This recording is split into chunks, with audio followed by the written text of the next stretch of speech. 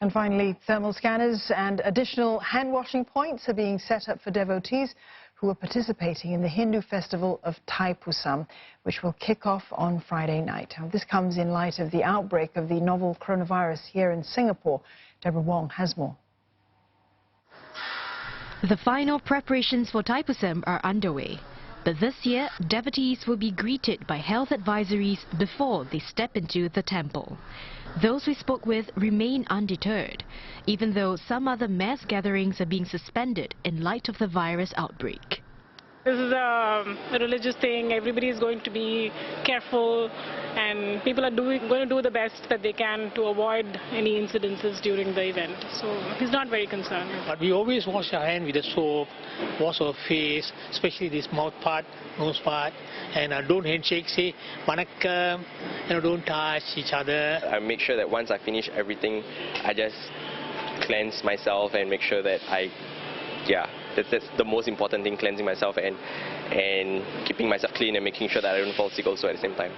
An average of about 10,000 participants make their way from Sri Srinivasa Perumal Temple to Sri Dendayudabani Temple each year, and the organizer expects the number to remain steady this year.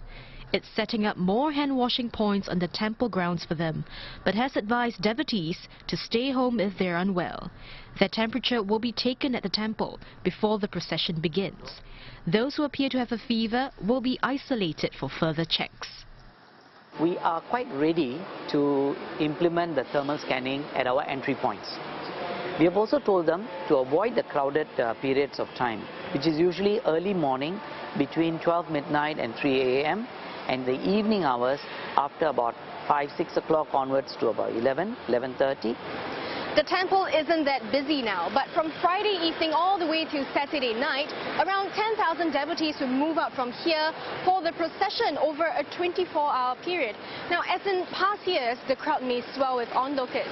So volunteers will be stationed along this 3.2-kilometer stretch to Tank Road, and they've been told to be more vigilant and to inform medical staff if any participants appear unwell. 6 medical points and 3 ambulances will be deployed as with previous years, and they'll have face masks on hand for devotees who need them. The organizer says it will monitor the situation and provide updates if necessary.